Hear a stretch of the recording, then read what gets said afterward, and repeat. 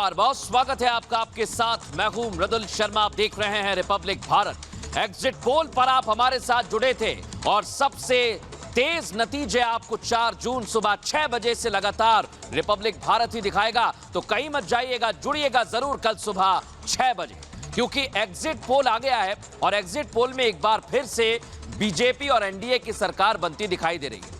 तीसरी बार अगर ये सरकार बनती है तो ये भी अपने आप में रिकॉर्ड होगा और इसी रिकॉर्ड के साथ साथ भारतीय जनता पार्टी और एनडीए ये दावा कर रही है कि दक्षिण भारत के कई ऐसे राज्य हैं जहां पर बीजेपी को बाहरी का तमगा मिला था, लेकिन वहां पर भी बीजेपी अपना परफॉर्मेंस सुधारती हुई नजर आ रही है।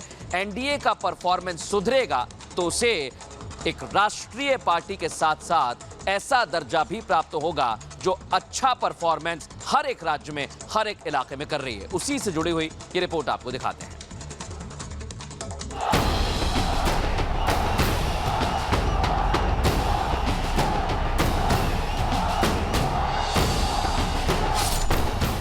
एग्जिट पोल में बीजेपी ने किया कमाल, हर राज्य में कमल खिलने का अनुमान।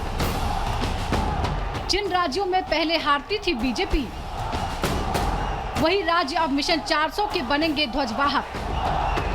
देश के सभी एग्जिट पोल्स ने मोदी सरकार बनने की भविष्यवाणी कर दी है।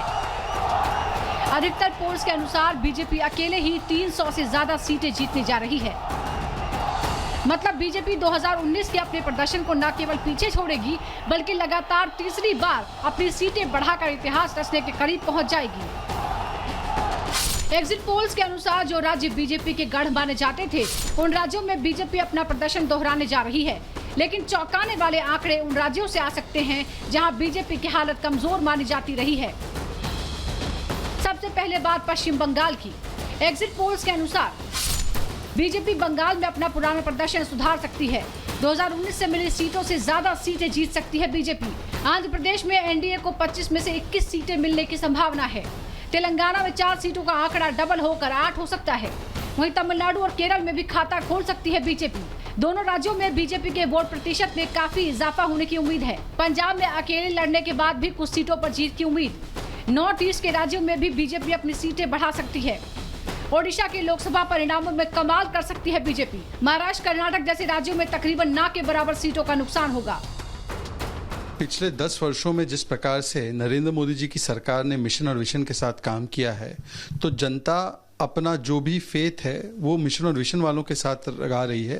परंतु कुछ लोग ऐसे हैं जिनका ना मिशन है ना विजन है, वो केवल डिवीजन की पॉलिटिक्स करते हैं और कंफ्यूजन में रहते हैं, और इसीलिए जनता ने कंफ्यूजन वालों को रिजेक्ट किया और मिशन और विजन वालों को एक बार फिर से अपना समर्थन जताया है।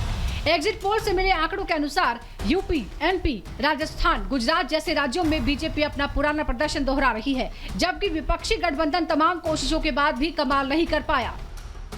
वहीं दिल्ली, बिहार, उत्तराखंड में भी विपक्षी नेता जनता के दिल में अपनी जगह बनाने में नाकाम रहे।